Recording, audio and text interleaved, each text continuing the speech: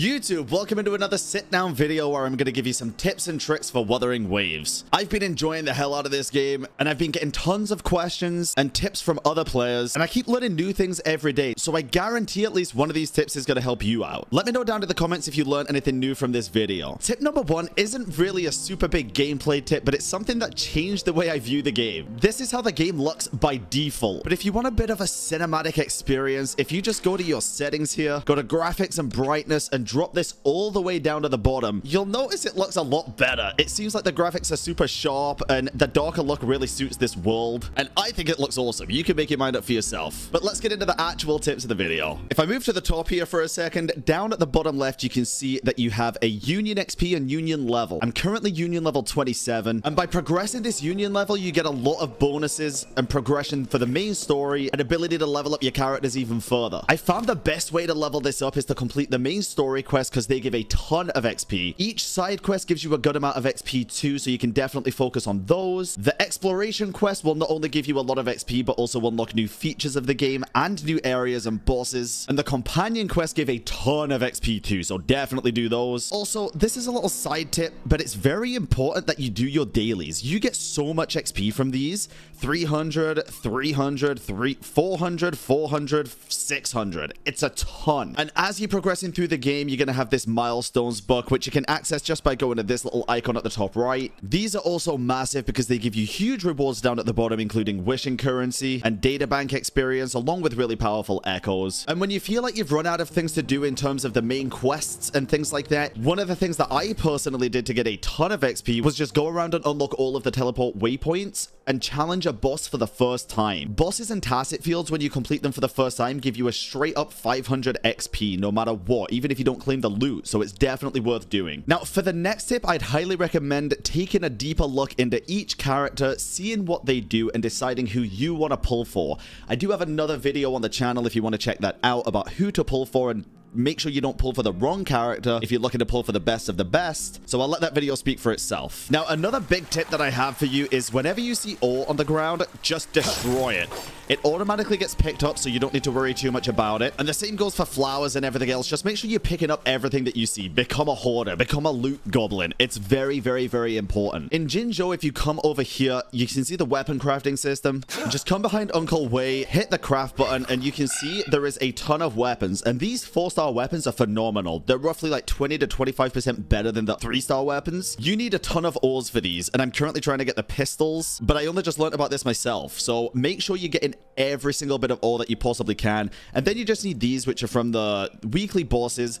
There are currently 3 weekly bosses, but it looks like you can only get it from the Bellborn, Geoshalone, and Scar. I won't spoil anything for the main story for the 3rd weekly boss. Remaining on the topic of Jinzhou, if you come down here to the bottom left of the city, you can find the relic merchant and a really cute dog. But more importantly, the relic merchant. If you speak to Chempy over here, you can deliver all the Sonance Caskets that you find in the overworld and get some really, really good rewards. You get a lot of Rover's Essential materials and also wave bands. And obviously Asterite for the wishing, so you definitely want to be doing this. This is going to be one of the best ways to progress your Rover if you're going to be playing MC, which I do recommend because they are a really good unit. Now, I want to move on to some combat tips real quick because the combat in this game is very intricate and there's a lot of depth to it. And this right here is one of the forms of endgame content in Wuthering Waves, the Tower of Adversity. For this game mode, eventually you're going to need 3 different teams to be able to beat it. But what I highly recommend you do first of all is just focus on one team at a time. That's 3 characters at a time, because as you can see, the level up materials are really scarce in this game. You don't want to be spending all of your loot just getting these because you're never going to be able to ascend the characters or then level up the weapons at the same time and do all this other stuff. So focus on one team at a time, preferably a main DPS carry, a support unit, and then a flex. You can use a healer if you need one, or a sub DPS if you need one. Figure out what works for you. My team right now is Kalcharo, Mordefi, and Varina because they synergize very, very well together. But make sure you level it up 3 characters and their weapons and eventually their skills here as well, the fortes, because these are also very, very, very important to be able to do insanely good damage. Now, if you're like me and you pull the character and you have no idea what to do with them, it's going to be very easy for you to learn because Wuthering Waves has a fantastic tutorial system implemented straight into the game. There's 2 ways to do this. You can go straight to the character that you want and click this button right down here at the bottom right, and you can enter a tutorial straight away. Or if you go to the book here at the top right and go to the second to the bottom icon on the left here, you can go to basic training to learn learn outro skills and dodges, which a lot of people don't know much about outro skills, so I'd recommend that. And then skill training for every single character that you have on your account. It's really, really useful to get a general grasp on what your character does and get a feel on how to play them, because I guarantee you might know how a character plays, but you don't know how a character plays until you do these tutorials.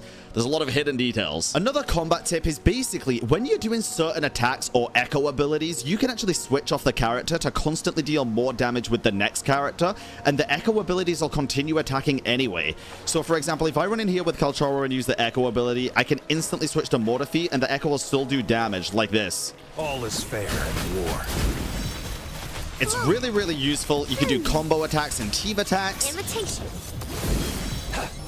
And it's just a way to increase your damage output and DPS permanently. This does get even more in depth with certain characters being able to switch out while doing things like charge attacks, such as Verena. If I find another enemy real quick to show you, if you do your charge attack to heal with Verena, you can switch off while she's dashing, and she'll continue dashing. That way you can avoid taking damage and start getting ready to do your next dodge or parry. All these tips combined will make you a better player and just increase your damage output overall.